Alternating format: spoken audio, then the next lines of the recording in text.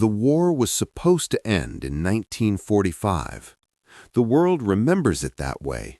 The celebrations, the relief, the surrender documents signed aboard mighty ships, the long-awaited silence after years of gunfire. Nations exhaled, soldiers went home, cities began rebuilding from ashes. But for one man, deep inside a humid jungle far from home, the war did not end. Not in 1945, not in 1950, not even in 1960. For him, the war continued every single day. Before the jungle swallowed him, he was just a young man in Japan, disciplined, serious, loyal. Raised in a country where duty to the emperor was not just an idea, it was life itself. Honor was heavier than fear. Obedience was stronger than doubt. From childhood, he had been taught that surrender was shameful, that a soldier's mission did not end until it was completed, that death was preferable to disgrace. When World War II spread across the Pacific, he answered the call without hesitation. He was trained not just to fight, but to endure, to survive behind enemy lines, to resist capture, to wage guerrilla warfare if necessary. And then came the order that would shape the rest of his life. He was sent to a small island in the Philippines, dense with jungle, surrounded by uncertain waters, strategically important, yet isolated. His instructions were clear: delay the enemy, disrupt their operations, never surrender, never take your own life, wait for further orders. Wait. That word would echo through decades. By the time he arrived, the war was already turning. Allied forces were advancing. Supplies were limited. Communication lines were fragile. Still, he believed victory was possible. He believed Japan would endure. Then, in August 1945, the unthinkable happened. Japan surrendered. But in the thick jungle of that distant island, no formal announcement reached him. No officer stood before him with official documents. No trusted commander confirmed the unimaginable. Instead, weeks later, pieces of paper fluttered down from the sky. Leaflets. They said the war was over. They said Japan had surrendered. They urged soldiers to lay down their weapons and come out peacefully. He studied the papers carefully. The language felt wrong, the tone suspicious, the idea itself impossible. Surrender? Japan? No, it had to be enemy propaganda, a trick. He had been trained for this. He had been warned that the enemy would use deception, that they would try to weaken morale with lies, that psychological warfare was just as powerful as bullets. And so he made a decision. He would not believe it. The war was not over. The jungle became his world. Days were measured by sunlight breaking through the thick canopy. Nights were filled with insects, distant animal cries, and the constant tension of being hunted. He was not completely alone at first. A few fellow soldiers remained with him. Together they moved cautiously, avoiding villages, watching from shadows, surviving on what they could gather. Rice stolen from fields, bananas, coconuts, occasionally cattle. Rainwater collected in leaves, fire kept small and hidden. Every sound could be danger. Every distant voice could be the enemy. Years passed. More leaflets came. Newspapers, even letters from family members. They spoke of peace, of a new Japan rebuilding itself, of loved ones waiting at home. But to him, it was all part of the same elaborate lie. The enemy was patient, clever, persistent. If he surrendered because of a trick, he would betray everything he stood for, everything he had been taught. Better to endure, better to fight, better to wait. Time and isolation does strange things to the human mind. Without calendars, the years blur. Without conversation, thoughts grow louder. Memories sharpen, then fade, then return in fragments. He maintained discipline to stay sane. Each morning he cleaned his rifle carefully. Even decades later, it remained operational. He practiced drills, planned imaginary operations, observed the coastline with binoculars, searching for signs of invasion. He told himself that reinforcements would come, that the imperial army would return, that ships would appear on the horizon. Surely a great nation could not simply disappear. Meanwhile, the world beyond the jungle transformed. Cities rose from ruins, technology advanced, new generations were born who had never known war. But inside the jungle, 1945 never ended. The uniform faded, boots wore thin, his face aged, his hair grayed, yet his mission remained unchanged. Hold the island, resist the enemy, wait for orders. Occasionally, he saw signs of change. Villagers carried different tools, clothing styles shifted, radios played unfamiliar music, aircraft overhead looked more modern than the ones he remembered. These details unsettled him. If the war was still raging, why did life seem so normal? Doubt flickered, but only for a moment. No, this was how the enemy wanted him to think. He had been trained for this mission because he was strong, because he could endure, because he would not break. So he hardened his heart again. One by one, the other soldiers disappeared. Some surrendered, some died in skirmishes, some were lost to illness or accidents. Eventually, he was alone, truly alone. The jungle no longer echoed with quiet whispers between comrades. There were no shared meals, no shared memories of home, only silence. But surrender still was not an option. He remembered his commander's voice clearly, as if spoken yesterday. You are absolutely forbidden to die by your own hand. You may not surrender. No matter what happens, we will come back for you. We will come back for you. That promise became his anchor. If he abandoned his post, it would mean he had failed. It would mean he had doubted his superiors. It would mean his suffering had been meaningless. And so he continued. Years turned into decades. His body aged, but his resolve did not. The war that never ended was not fought with large battles or grand strategies. It was fought in the mind. Every day was a choice between doubt and faith, between exhaustion and discipline, between reality and belief. And each day he chose belief. Not because he was foolish, not because he was unaware, but because loyalty was stronger than uncertainty, because obedience was stronger than fear, because a soldier follows orders, even if the world changes, even if time moves forward, even if peace has already arrived. Somewhere far away, in a peaceful Japan filled with neon lights and new beginnings, people lived ordinary lives. Children went to school, businesses thrived, families gathered for dinner.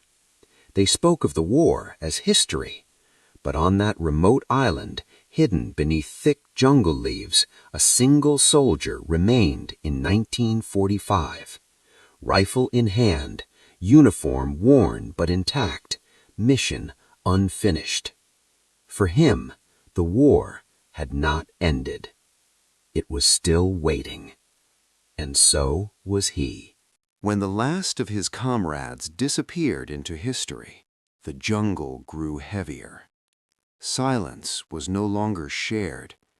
It pressed against him from every direction, thick as the humid air, constant as the buzz of insects. There were no whispered strategies at night, no quiet reassurances, no human voice to answer his own. He was alone, truly alone. At first, survival had been a group effort. 4 soldiers moving through dense undergrowth, watching each other's backs, rotating guard duty. When one weakened, another carried the weight. But years passed. One surrendered. One was killed. One died in a clash with local authorities. And then there was only him. He did not allow himself to mourn for long. A soldier must adapt. A soldier must continue. His orders had not changed. Never surrender. Never abandon your mission. Wait for further instructions. The jungle was now both enemy and shelter. Each day began before sunrise. He woke to the damp smell of earth and rotting leaves. His uniform, patched countless times, clung to his aging body.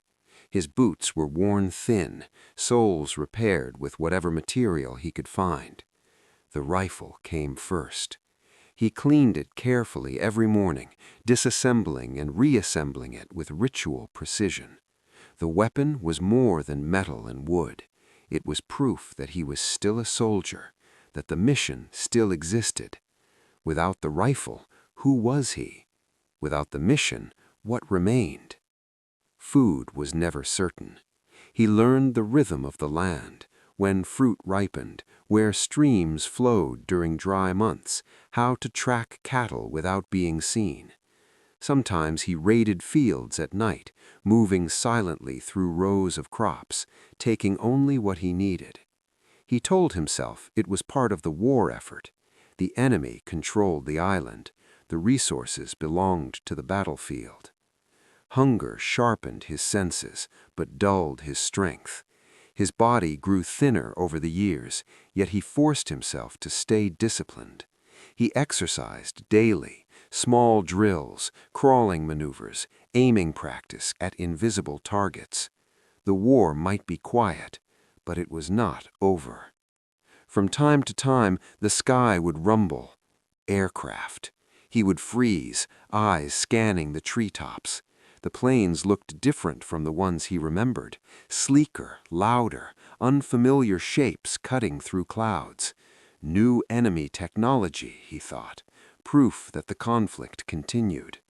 Sometimes leaflets drifted down again, carried by wind or dropped deliberately. They were more sophisticated now, printed clearly, containing photographs, images of cities rebuilt, crowds smiling, headlines declaring peace. There were even letters, signed with the names of family members, messages written in careful handwriting, pleading with him to come home. He examined every detail, the ink, the phrasing, the grammar. It was a psychological operation. It had to be. The enemy had studied Japanese culture. They understood loyalty.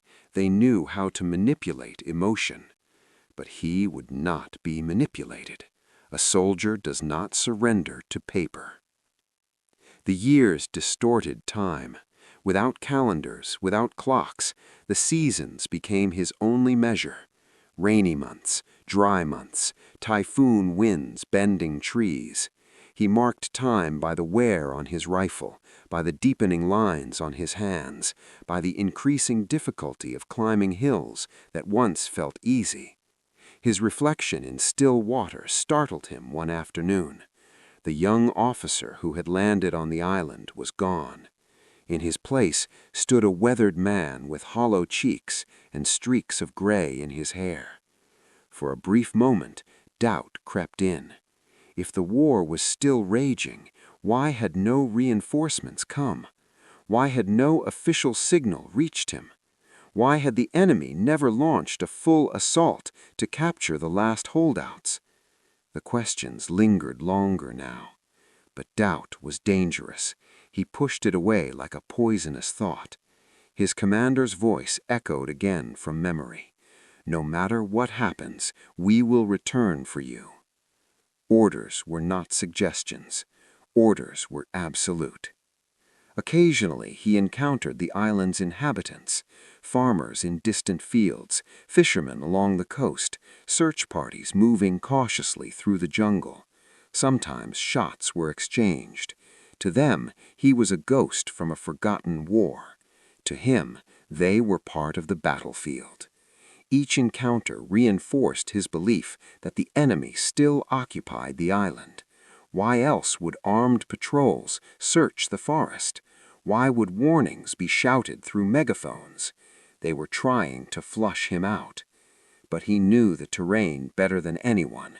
He moved silently between hidden camps he had built over decades, small shelters camouflaged with leaves, stocked with minimal supplies. If one location felt compromised, he vanished deeper into the jungle. Alone. Always alone. Loneliness became its own adversary. There were days when he spoke aloud just to hear a voice, reciting military codes, repeating orders, even answering imaginary questions from superiors long gone.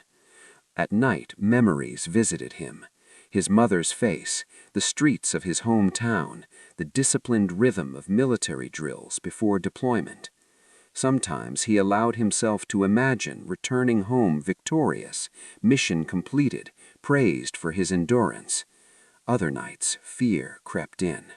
What if everyone he knew was gone? What if the Japan he remembered no longer existed? He silenced such thoughts quickly. Speculation weakened resolve. The mission was simple: survive and wait. Decades passed unnoticed by him, but not by the world. The island modernized slowly. Radios became common. Roads improved. Younger generations grew up unaware that a soldier still hid in the jungle, fighting a war that history had closed long ago. He observed these changes cautiously. The clothing styles were different. The language spoken by younger locals sounded altered, faster, infused with foreign influence. The world was shifting, but to him it was only the enemy evolving tactics. If the war had truly ended, why would his commander not stand before him in person and release him from duty? Until that happened, everything else was deception. Rain soaked him through countless nights. Fever struck him more than once. There were days when weakness nearly forced him to abandon his post. Yet each time, stubborn loyalty carried him forward. He reminded himself, a soldier does not choose when the war ends. A soldier obeys. And so he endured, through storms, through hunger, through silence thick enough to suffocate. He was no longer simply surviving the jungle. He was surviving time itself. Alone behind enemy lines, he became something more than a soldier. He became a symbol of unwavering loyalty, even if misplaced. A guardian of an order frozen in the past. The world had moved forward without him, but in his mind, the war still demanded vigilance. And so, beneath layers of vines and shadow, one man remained on duty, waiting, watching, refusing to believe that peace had already won. Time is strange when you stop counting it. In the outside world, decades are marked by generations, children growing into adults, leaders rising and falling, cities expanding toward the sky. But in the jungle, time had no calendar, only waiting. By now, the young officer who had stepped onto the island was a middle-aged man. His movements were slower, his hearing sharper, his caution deeper. Years of isolation had refined his instincts to something almost animal-like. Every snapped twig meant danger. Every distant engine meant surveillance. Yet, beneath that sharpened awareness was something else. Fatigue. Not just of the body, but of belief. Leaflets still appeared from time to time, but they had changed. The paper was glossier, the printing more modern, the photographs clearer. They showed a Japan transformed. Tall buildings, busy streets, unfamiliar cars. Even the clothing styles looked foreign to him. There were images of global events he did not recognize, headlines about treaties, economic growth, international cooperation. He studied each leaflet carefully, sitting beneath the shade of a tree, rifle resting across his knees. If this was propaganda, it was incredibly detailed. Too detailed. That thought unsettled him. Why would the enemy invest so much effort into convincing a single soldier? Unless they feared what he represented. Yes, that made sense. A soldier who refused to surrender was proof that the Japanese spirit still burned. Perhaps they wanted to extinguish that symbol. The explanation restored his balance. The war continued. One afternoon, a group of searchers entered the jungle calling his name. They shouted in Japanese. They claimed to be from home. One voice said it was his brother. He listened from a hidden position, heart pounding. The voice sounded familiar, painfully familiar. For a brief, dangerous moment, hope surged through him. Could it be real? He tightened his grip on his rifle. No. The enemy would use family. Of course they would. Emotional manipulation was the most powerful weapon of all. If he revealed himself, and it was a trap, he would disgrace his mission. The search party left after several days. He remained hidden. But that night, sleep did not come easily. The waiting was heavier now. In the early years, waiting had felt temporary. Reinforcements would arrive soon, orders would come, ships would appear on the horizon. But 20 years passed, then 25. Still, no commanding officer stood before him. Still, no official military release. He began to replay his last direct conversation with his superior in his mind, not just once, but hundreds of times. "You are forbidden to surrender." Those words were clear, absolute. But had there been anything else in the tone? A pause? A hidden meaning? Memory can shift over time. He tried to hold on to it exactly as it had been spoken. Clear, strong, certain. If memory changed, then reality might change with it, and he could not allow that. The jungle around him slowly modernized. Occasionally he saw motorcycles where once there had been none. He noticed distant electric lights glowing faintly at night beyond the jungle's edge. Electricity. If the war were ongoing, how could civilians live so calmly? How could infrastructure expand without constant military presence? The questions grew sharper. He countered them with discipline. Perhaps the war had changed form. Perhaps it was no longer open conflict, but occupation. Perhaps Japan was under control, forced into submission, while resistance continued in secret. Yes, that must be it. The emperor would never surrender willingly. The idea was unthinkable, and so he rejected it again. Loneliness matured into something deeper than isolation. It became identity. He was no longer just waiting for orders. He was the last guardian of a forgotten battlefield. If he surrendered and discovered the war truly had ended long ago, then what had his decades meant? What had the hunger meant? The gunfights? The endless nights in the rain? To accept peace now would mean admitting that all those years had been built on a misunderstanding.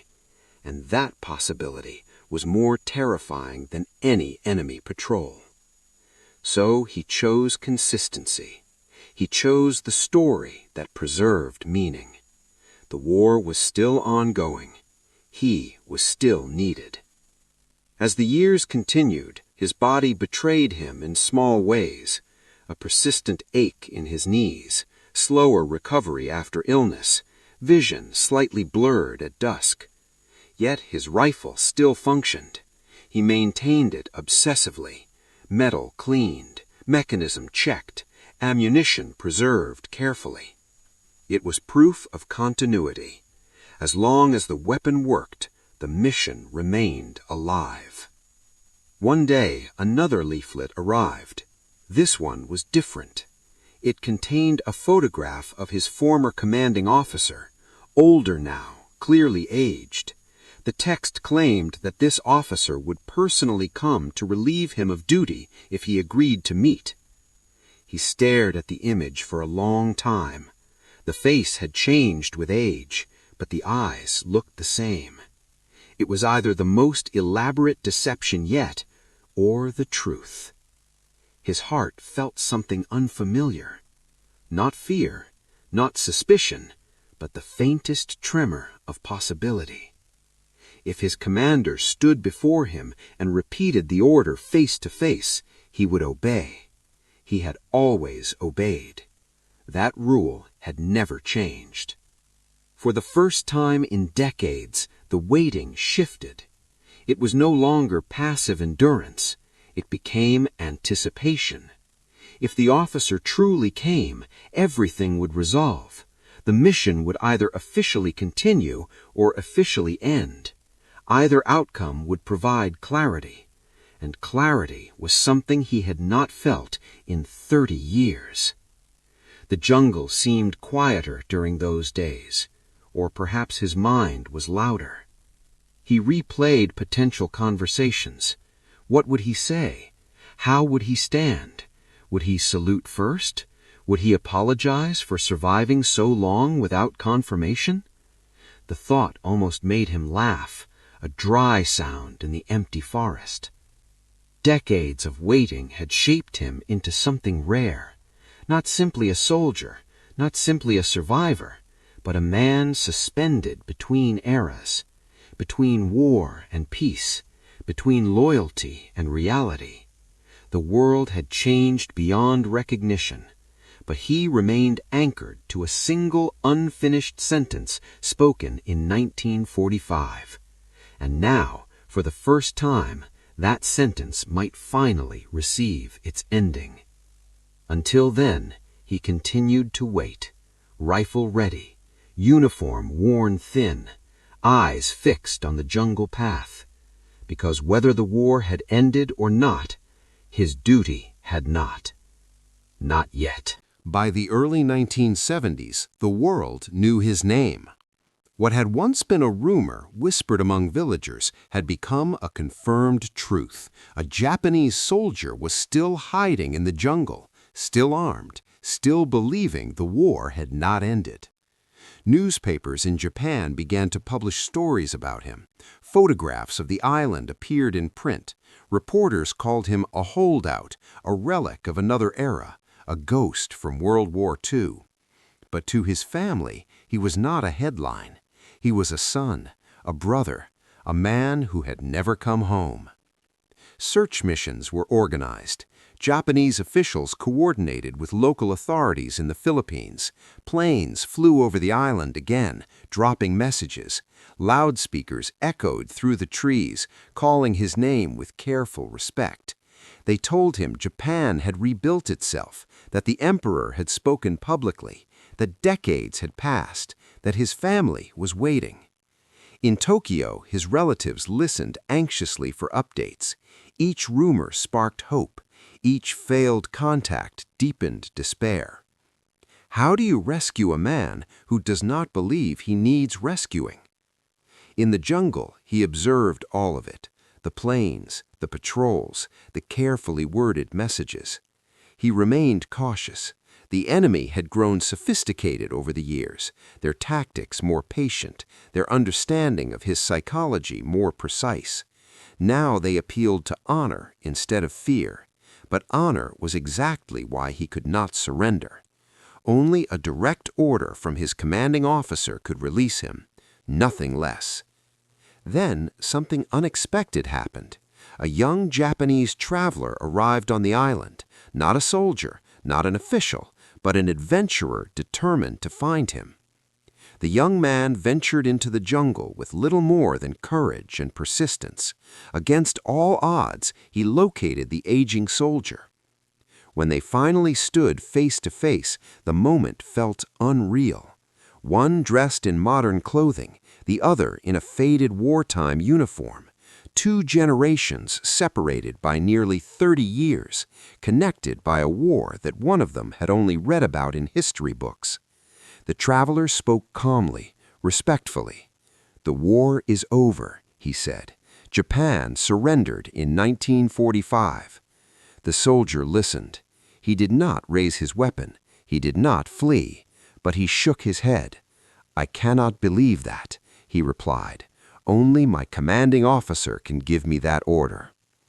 The young traveler returned to Japan with a message. He is alive, he is still on duty, and he will only surrender if his former commander personally relieves him. The news spread quickly. The story captured the nation's imagination. Some admired his loyalty.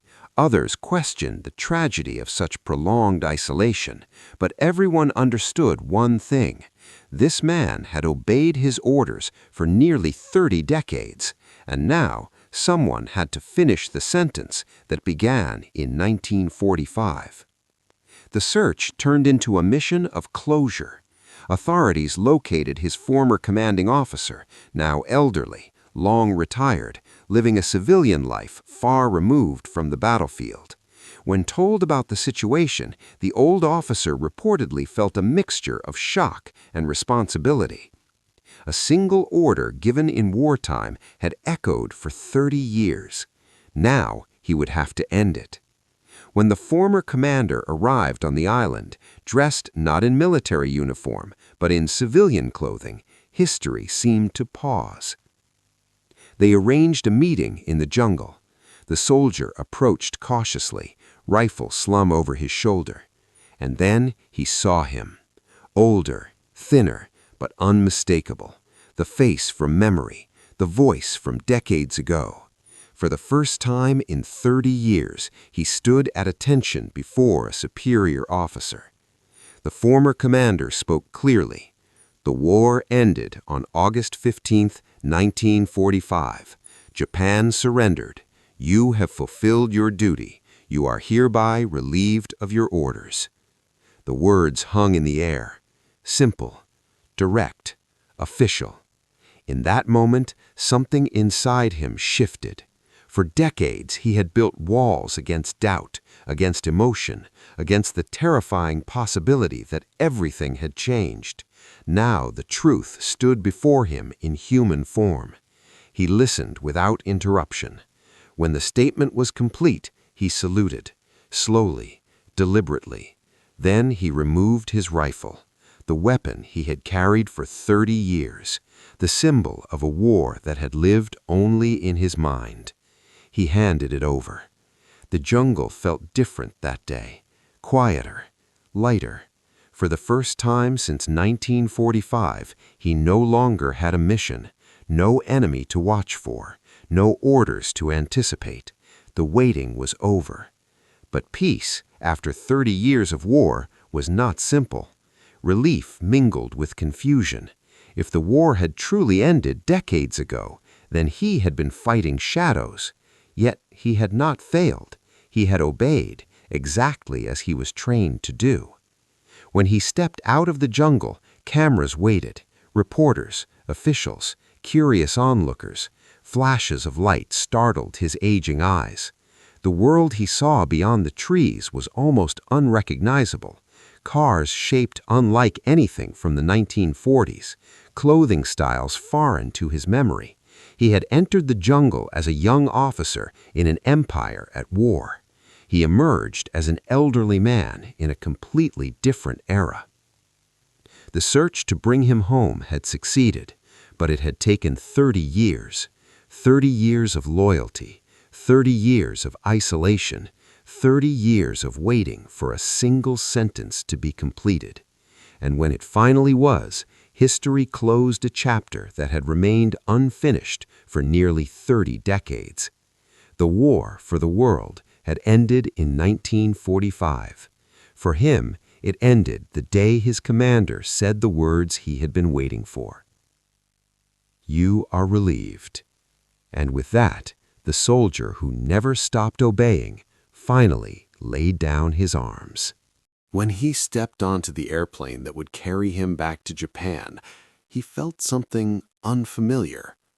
Not fear, not tension, but uncertainty. For 30 years, his world had been defined by clear rules: survive, obey, wait. The jungle had been harsh, but it was simple. Every decision had purpose. Now, for the first time in decades, there were no orders, no mission, only a homeland he no longer recognized. As the plane landed in Japan, crowds gathered. Reporters pressed forward, cameras flashed, microphones stretched toward him like unfamiliar weapons. People wanted to see the man who had refused to surrender, the soldier who had remained loyal long after the war had ended. To many, he was a symbol. To some, a hero. To others, a tragic reminder of the cost of blind obedience. But to himself, he was simply a soldier who had followed orders. Nothing more. Japan in the 1970s was not the Japan he remembered. The country had transformed. Neon lights illuminated city streets at night. Bullet trains moved faster than anything he had ever seen. Buildings stretched high into the sky. Radios had become televisions. Televisions were now everywhere. He had left a nation devastated by war. He returned to an economic powerhouse racing toward the future.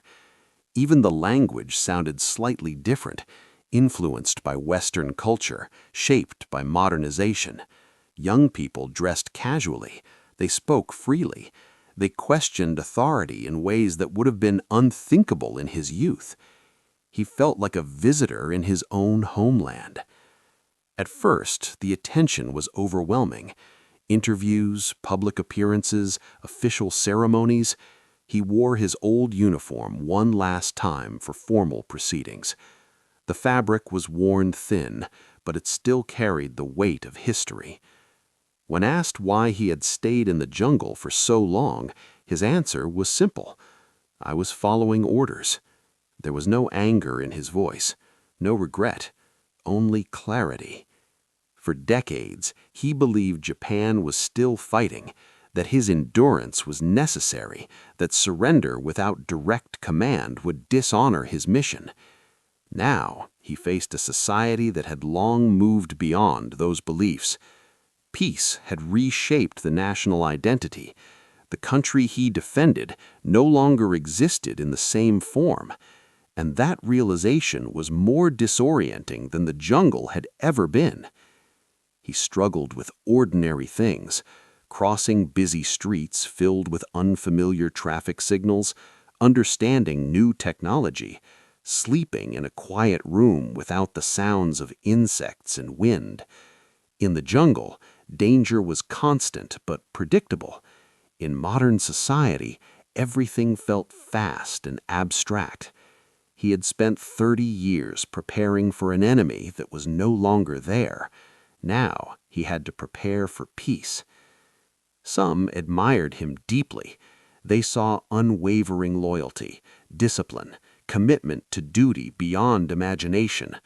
Others viewed his story as a warning about the power of ideology, about the danger of unquestioned obedience, about how war can linger long after treaties are signed. He listened to all of it, but inside, he carried a more personal question. Who am I without the mission? For 3 decades, identity and duty had been inseparable. Every sunrise had meaning. Every hardship had purpose. Now, without orders, he had to define himself again, and that is a different kind of battle.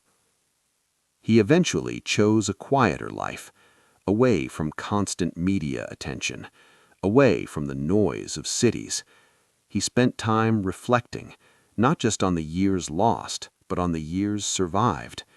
Had he made a mistake? Or had he done exactly what he was trained to do? History would debate that question endlessly, but from his perspective, the answer was simple. A soldier obeys. The responsibility for the order lies elsewhere. In time, he began to speak publicly about resilience, about endurance, about responsibility. His story became part of history books, documentaries, conversations about World War II and its long shadow.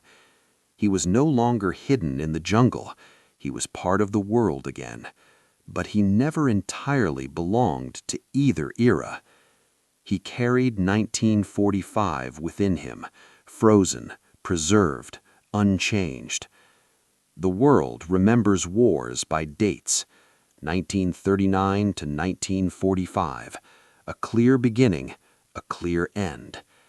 But for him, the war lasted nearly 30 years longer. It lived in the mind, in loyalty, in the echo of a commander's voice repeating a final instruction. And when that instruction was finally lifted, the war ended not with gunfire, but with a sentence: "You are relieved." His story forces a difficult reflection. What is loyalty without question? What is duty without context? When does obedience become isolation?